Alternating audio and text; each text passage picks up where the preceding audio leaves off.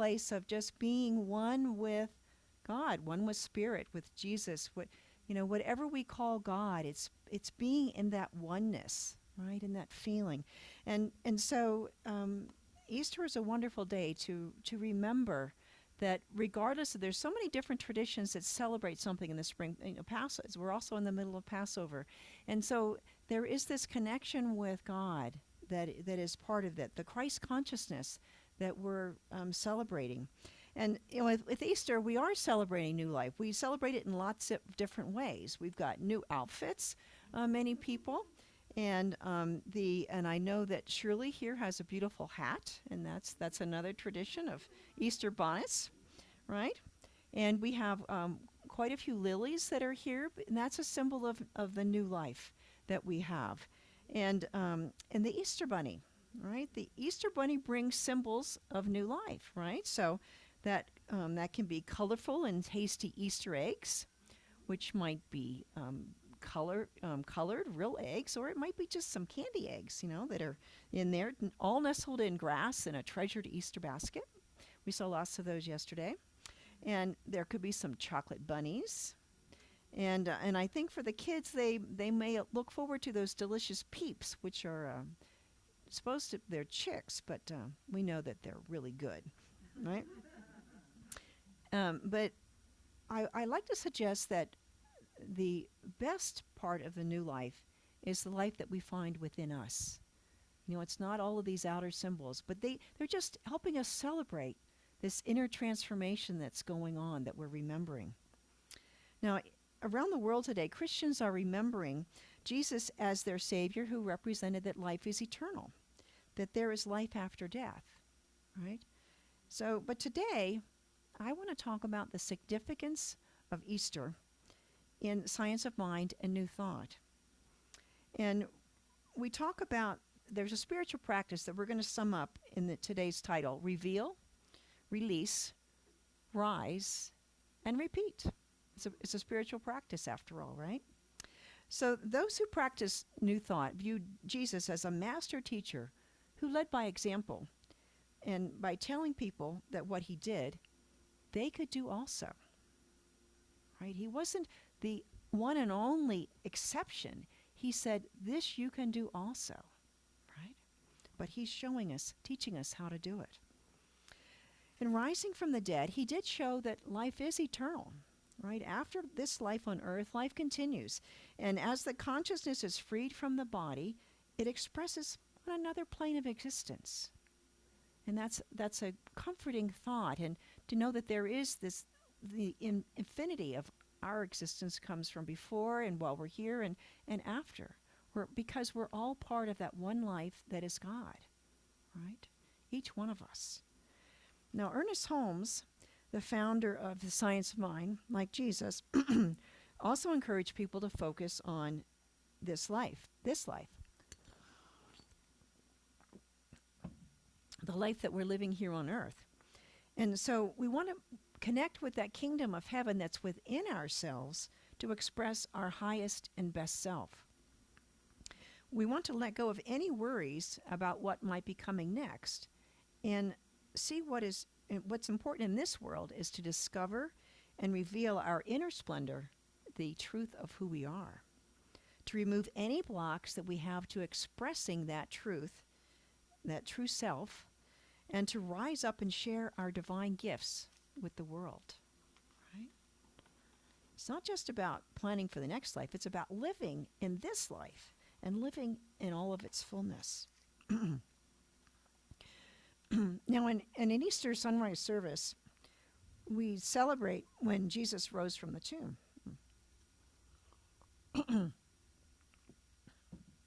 And the song "Morning Has Broken" reminds me of that, first dawn, that when we see that happening. And in the Bible, it talks about the women that went down to the tomb that morning where Jesus had been buried in a tomb, and that after his crucifixion. And there had been this heavy, heavy stone that took several men to roll it across to cover it up. And when they got there, the stone was gone. And they went inside, and there was no body there.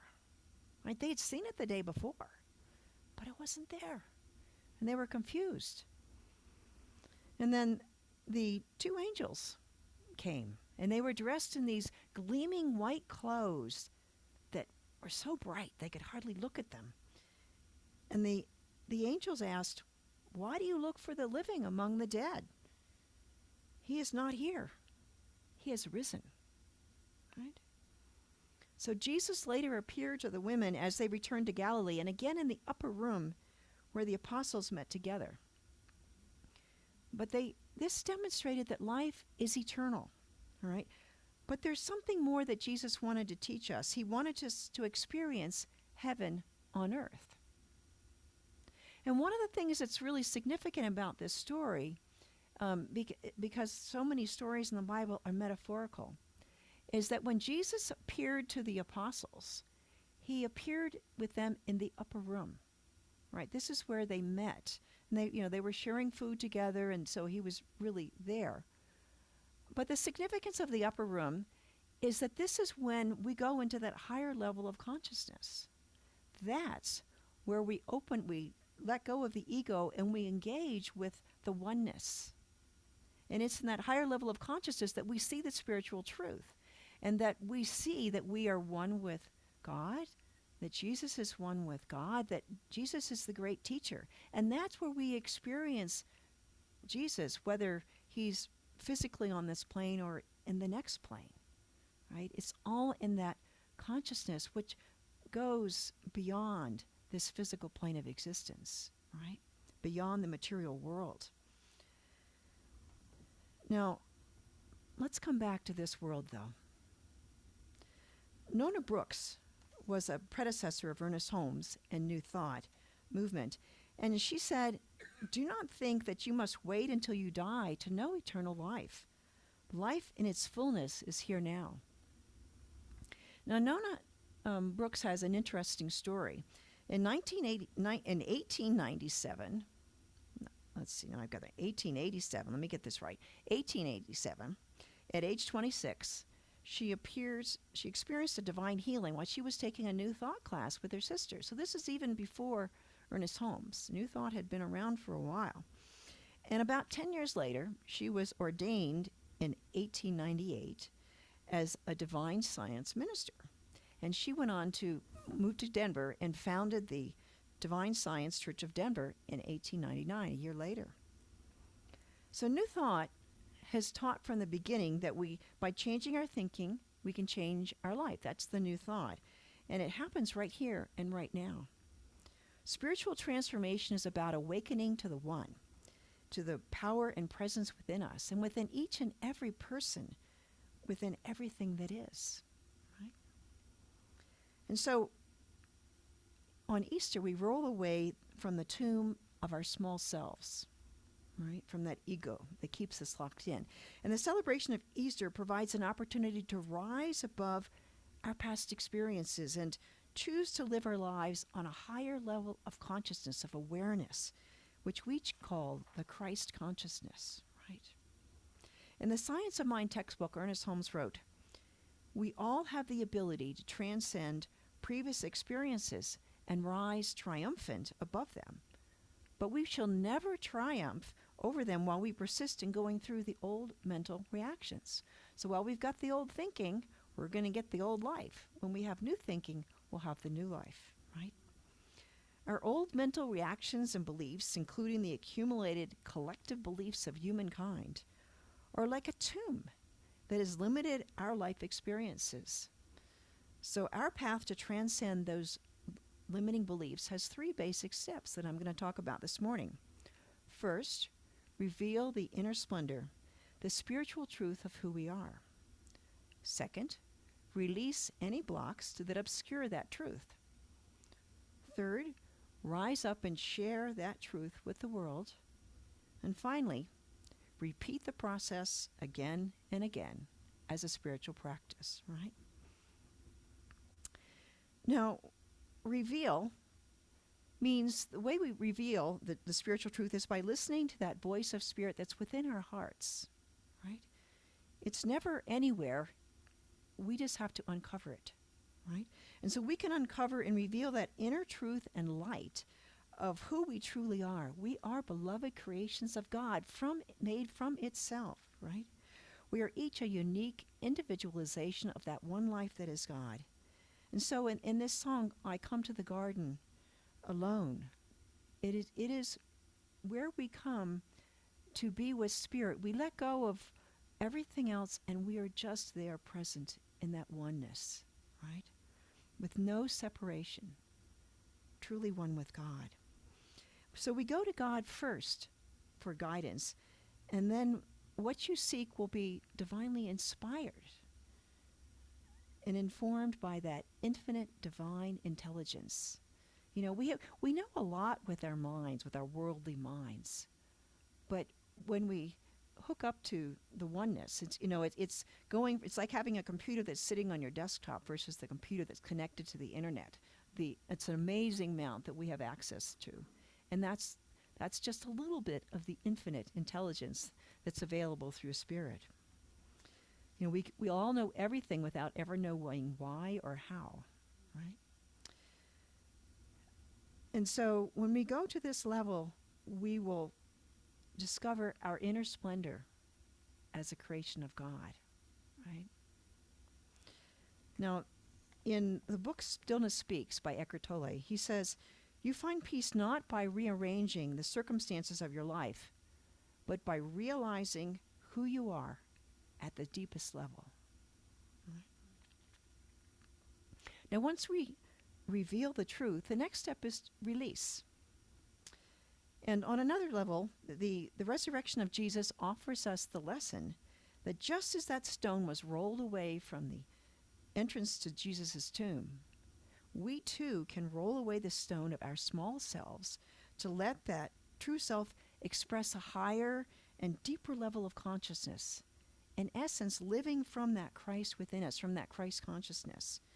And just as Christmas is a celebration of the birth of the Christ consciousness, the consciousness of oneness with each one of us, Easter can be a time when we commit ourselves to releasing and removing whatever blocks are keeping us from expressing that Christ consciousness and our true nature, right?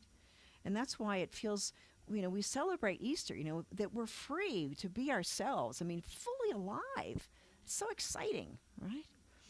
We can metaphorically roll away that stone of ego and fear and allow ourselves to see through the divine eyes of love and oneness and have that freedom to express ourselves in the fullness of who we are.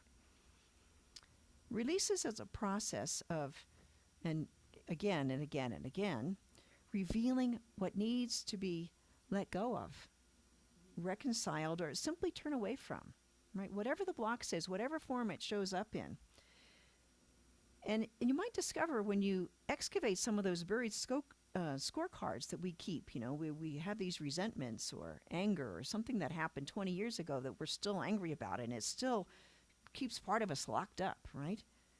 But when we bring that scorecard out and we actually look at it, we might find that we're the only one that remembers it that way, And so it's kind of amazing. So we have to be willing to forgive and see from a higher view other people and ourselves as well, right? Sometimes we're the hardest one to forgive. We're pretty tough on ourselves. But Spirit loves us just as we are all the time, because we're a part of Spirit. And if you get stuck somewhere on this step, call a practitioner for some support and prayer, right? In the textbook, Ernest Holmes says, releasing the weight of limiting past beliefs and judgment frees us to rise up in faith, which is mental assertion elevated to the plane of realization.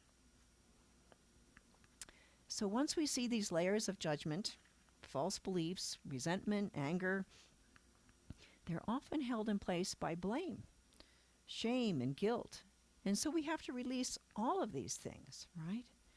Only then can we see the inner truth and life in ourselves and in others. Now, if we see those blocks as powerful, that we're never going to get over them, it's some big hurdle, it blocks our view, and it also can make them seem like they're penetrable, permanent barriers. But that's because we give them that power. And it's like having that stone in front of us at the tomb entrance. So another way to help us loosen that power of what seems to be in front of us is to shift our understanding of the tomb. Maybe it's a womb, right? All creation has to gestate for some period before it's ready to be birthed. And so think of the caterpillar.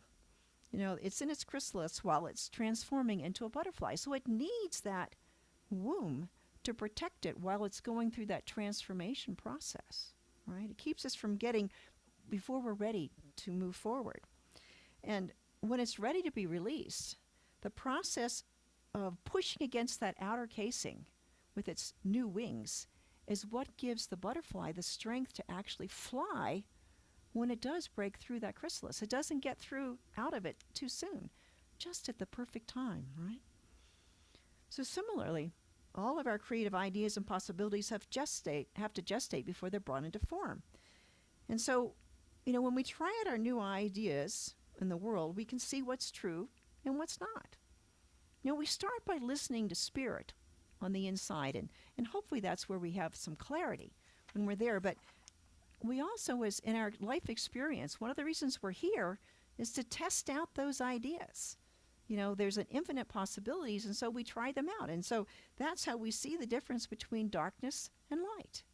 Darkness is only the absence of light, but unless we've never experienced darkness, do we really understand the light, right? And we also learn other things like the difference between love and hate. What is it that we desire? What brings us hate? What brings us love? So we learn to try and experience what it is. But know that whatever you're experiencing is only tied to what you're thinking now, what you're living now. And so you're always this perfection that's seeking to express itself. The infinite invisible wants to express itself as you and all of its wonder, right? In a book, Spiritual Economics by Eric Butterworth, he says, when you really know yourself as a spiritual being, you experience the fulfillment of the law, which rushes, streams, and pours into you in substance, supply, and all that's required for success. I mean, it's ready to just pour out, right? And The Gentle Art of Blessing by Pierre Pradervand, he says, there are no neutral thoughts. Every single thought is charged with a quality of energy. When charged with love, every thought can contribute to the healing of the planet and the transformation of the world. So it's not just about us, it's about the whole of the world. We're an important part of the world. We are a center of consciousness in the world, right? And as we shift that collective consciousness by our actions. So the third step then is rise up. So the tomb that has been built from the false beliefs and limitations we have accepted as true has been holding us back. But once that tomb is opened, we are called to rise up and transcend our previous experiences. From what we believe is a series of statements put together by Ernest Holmes in 1926 of all the things that we believe in science of mind. And one of the lines from there is, we believe that heaven is within us and that we experience it to the degree that we become conscious of it, right? And that's the key. It's always there in all of its fullness, but we only experience to the level that we are conscious of it. And so we rise up in our consciousness of heaven, not by just relocating our geographic place or dying to heaven, but it's through our intention to reveal it here and now. Heaven on earth is our state of consciousness, right? And I've talked about this idea of the upper room of consciousness. And so that is where we want to live, in that upper level, upper room. And when we do, there's an amazing synchronicity that happens in all of the things in our life, right? And we attract to us the people and the experiences and everything we need to live that divine intention in all of its fullness. Now, the universe has what I like to call a be, do, have model.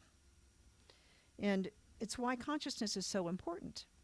When people want to be rich, let's say, okay, they always see themselves as poor. It's, I want to be rich, but they just think themselves as poor.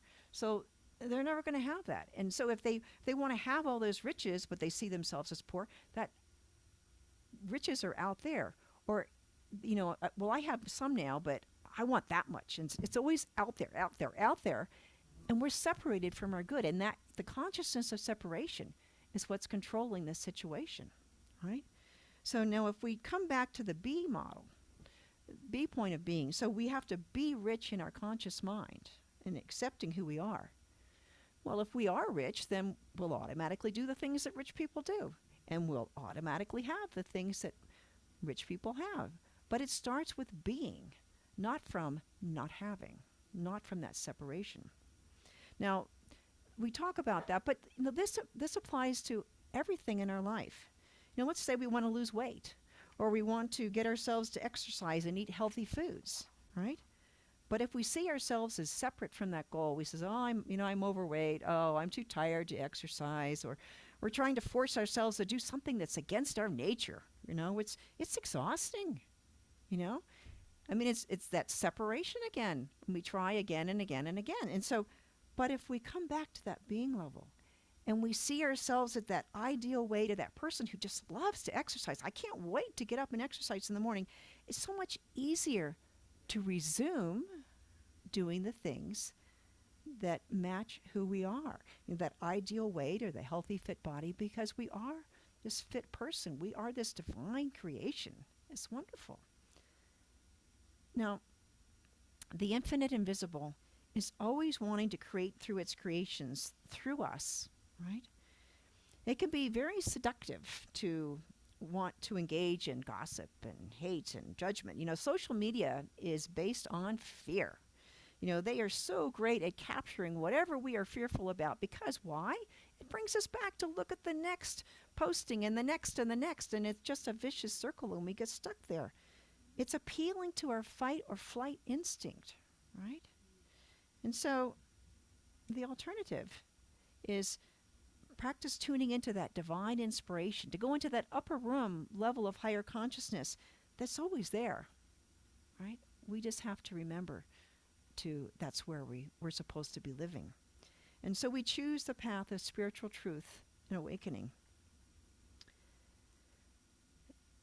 In a book called The Third Appearance by Walter Stark, he says, in order to eliminate duality, that's that separation, we have to consciously see ourselves as being simultaneously both divine and human, right? So we're spiritual beings having a human existence.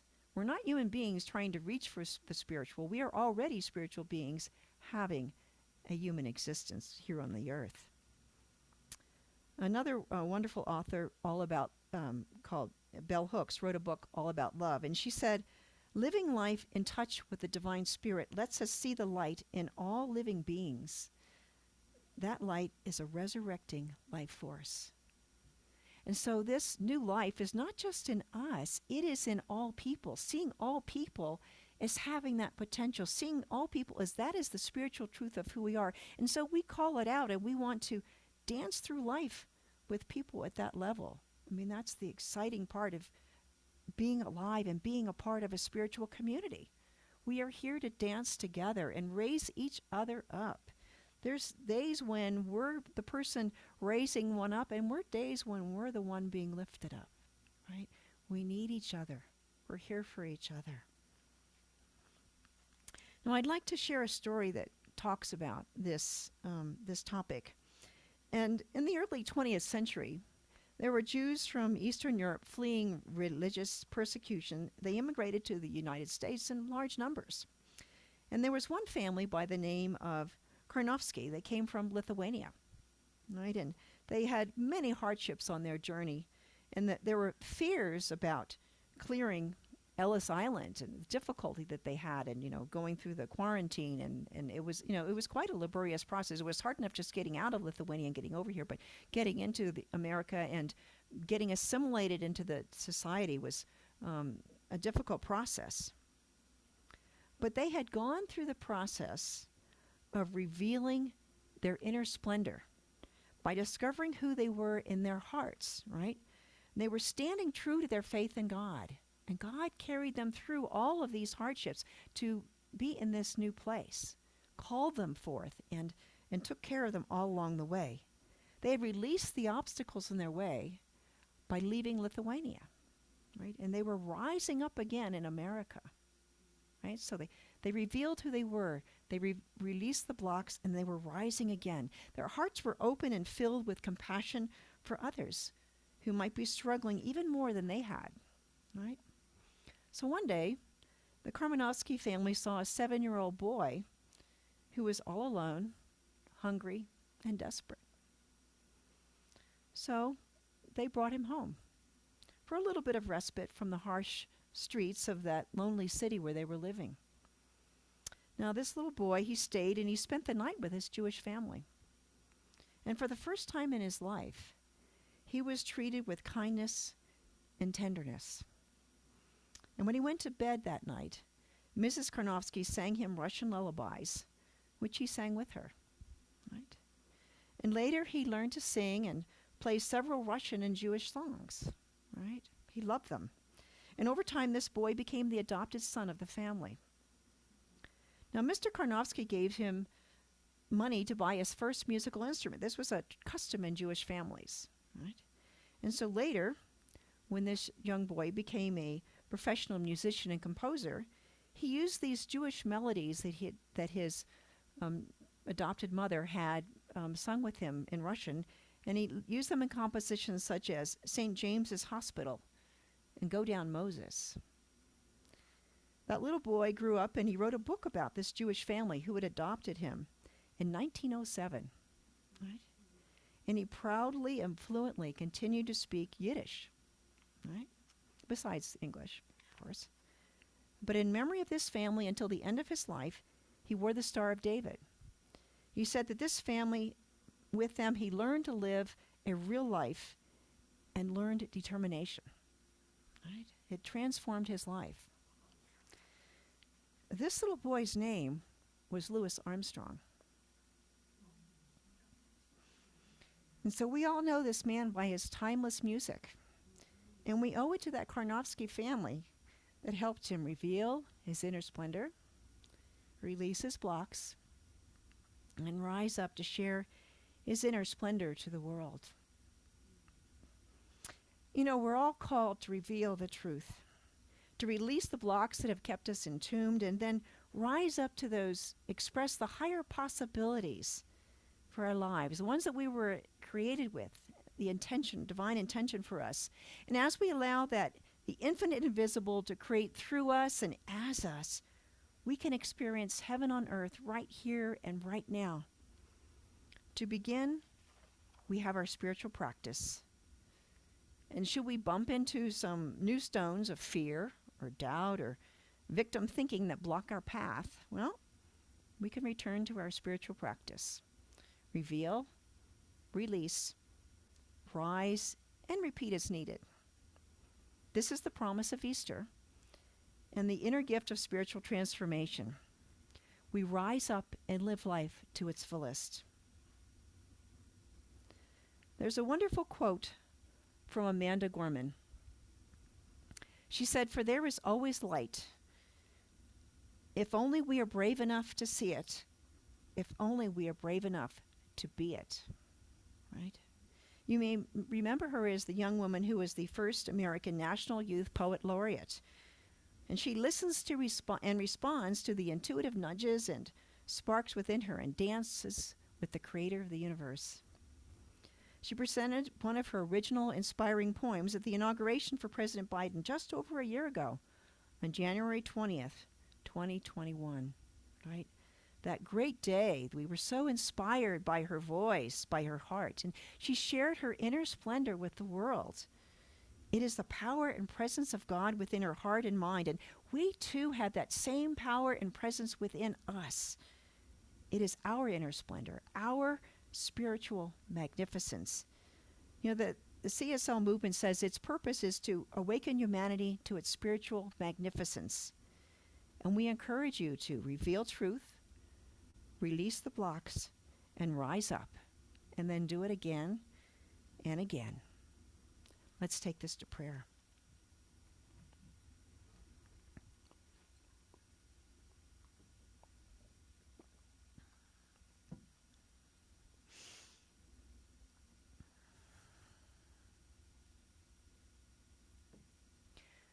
And so as we go within,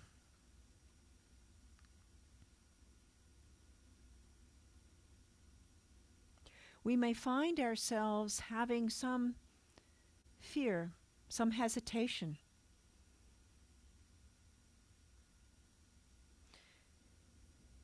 And we go deeper, seeking wholeness. But as we look out,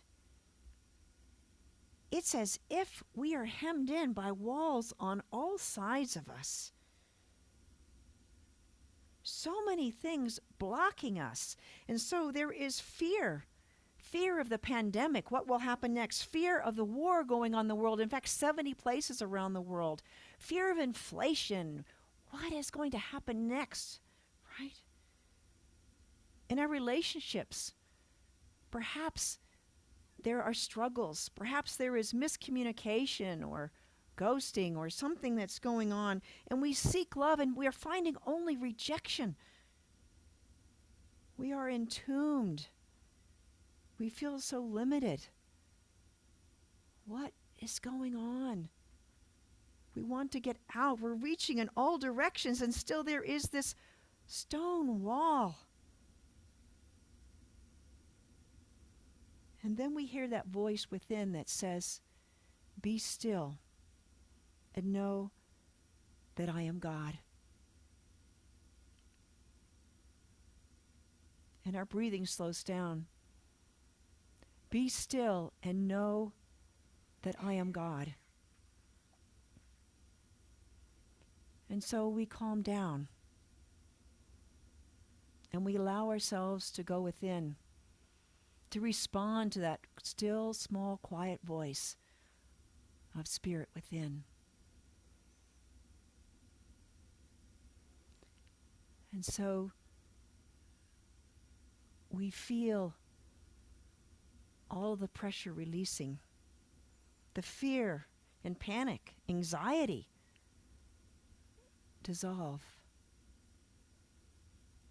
And it's replaced by this calm knowing of who we are. At this level of being, at this level of Christ consciousness, this is the truth of who we are. And we let go of anything that is not a part of it, and we see that it has no power, it has no life. It's dissolved, released, and gone. And so there is this new life that is rising up within us, that is coming into our conscious awareness with joy and with love and with hope, and knowing that this is the spiritual truth of who we are. And so as we stand tall, we are being transformed at that level of being. We are being transformed to be on the outside, to have do on the outside, and to have all the things that go with who we are being. And so we watch that stone roll back from the door of this tomb. And in fact, as we look all around us, as this light within us is so strong and rises up, all of the walls dissolve. And there is only the light. There is only wholeness. There is only that one life that is God expressing in all its fullness and magnificence in this day all around us. In every relationship and every beautiful flower that we see and smell its fragrance, the clouds going by in the sky and a bird singing from a tree. It is all God, and it is all good. All the things that we have been hoping for, we already are. That inner splendor of who we are is released. And we remember, if something comes up in an appearance that would seem to block that path, block that understanding and experience, we hear that voice of spirit within us saying, wherever you are, there am I also, even unto the end of the world. For it is all God, and it is all good. God is everywhere present in our lives. And so we let that consciousness be the truth of who we are now. It is the strength of who we are. It is the love of who we are. It is the life energy that fills us full to overflowing, the light and love of Spirit. And so we let go and let God be the truth in our lives. How grateful we are to be fully alive, to know in this moment, to let go and let God, and know that there is nothing that can block our path other than our perception. When we get close, we see that it's another part of God, and we are there to love it and bring light into the world, to be a path for truth, for peace, for joy. We celebrate oneness with all people and all things. We celebrate on this Easter day the emergence of new life within us and everywhere in the world. We experience heaven on earth within our own life, within our family, within this spiritual community, and throughout the world. Thank you. We say thank you. Thank you to be alive. Thank you to be a part of this oneness, to know it and experience, to accept it, to be it, right here and right now. And so we let go and let God make it so. And together we say, and so it is.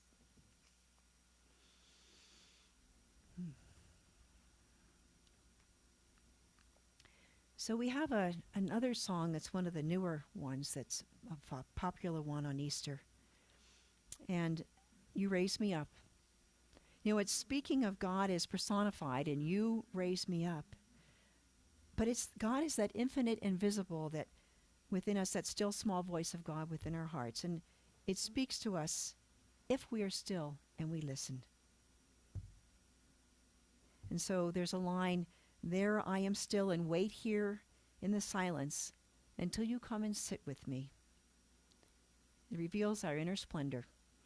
And so see through that blocks that have kept it hidden and guide us to release those blocks. The process that raises up to be more than we can be if we remain in our worldly conscious mind, our ego that believes that the outer material world is the only reality. Today we know that the inner spiritual reality is also the reality. All we need to do is shift our consciousness there, and we see it and know it and experience it as our own truth. Colleen?